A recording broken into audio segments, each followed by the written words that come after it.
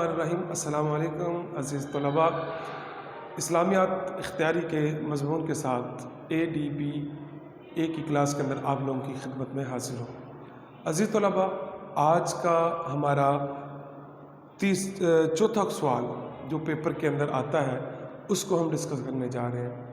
हमारा जो चौथा सवाल इस्लामियात इख्तियारी के अंदर पेपर में आता है वो है सूरह नूर। सूरह नूर के दो अज्जा पेपर के अंदर वो देता है।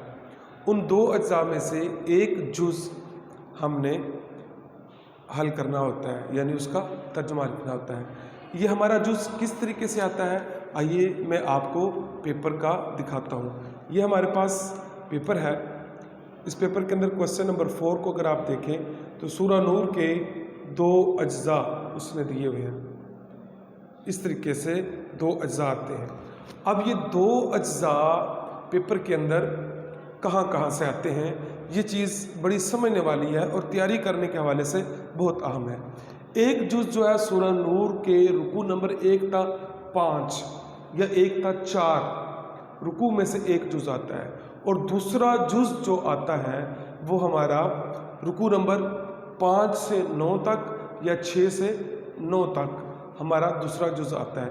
यानी अगर आप लोग 6 रुकू याद कर लें पहले, सिर्फ 6 रुकू अगर आप लोग याद कर लेते हैं तो उन 6 रुकू में से एक जुज़ पेपर में मस्ट आ जाता है।